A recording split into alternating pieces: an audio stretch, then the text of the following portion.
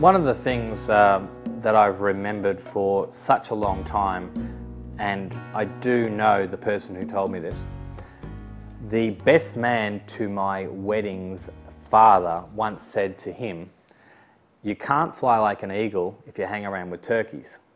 Now, people can take that the wrong way. That's fine, and that can come across as being really cocky, but I don't know why that sticks into my brain so much, but it's telling me one thing. If you want to become better at something, you need to surround yourself by people that are better than you to allow you to grow. So if you hang around or continually do the same thing every day in business, you'll never aspire to be any better. When I was developing my businesses, I didn't particularly have that person with the business experience as a mentor, but I do remember as a young apprentice hearing and he might have been a plumber or something like that. He had a business, an older guy with a business. I remember him saying, someone asked him how his business was going, and he said, "Oh, look, I'm just too busy working to make any money." And it was a bit, it was a dry sort of a character. And it was probably the first time I ever heard that expression, work on your business, not in your business. And that's exactly what he was saying. And this was a long time ago. And I thought about that at the time as a young kid, and I thought, yeah, I know what he means. I know what he means. He's too busy out there bloody digging that hole when he could actually have 3 blokes digging the hole and he could be, getting some more jobs. And I thought, yeah, that's something I'll take with me. And I did, and I've taken that with me.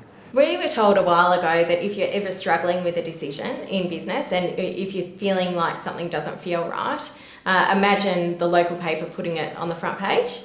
If you're not happy with that happening, then it's probably not the right thing to do. So there's been a few things that I think things are usually pretty black and white, but if you're ever wondering whether something is ethical or not, I think that's a really good thing to keep in mind. Somebody once told me that I had a problem with time management and that I couldn't say no. And that's true. I do have a lot of trouble saying no because I take on so much that it just becomes overwhelming and there's just too much going on. So a coach once told me that I should ask myself 3 questions before I answer somebody that asks me for something or some of my time, and that is, does it work for me?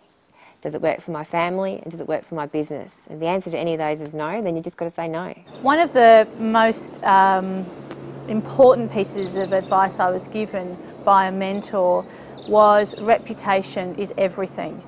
So every time you say something, you write something down, you email it, you do something, you associate yourself with something, make sure that you are maintaining your positive, ideally, reputation, and that you are really careful. And the advice was, imagine that everything that you do will go on the front page of the local newspaper and everyone will see it. And whilst I find that quite frustrating at times, if I think, oh, I'd just love to write this on Facebook, or, I'd love to say that to someone, I think to myself, if that went on the front page of the paper, what would happen? There was an old fella, his name was Peter Bocker, who ran a framing company in Sydney.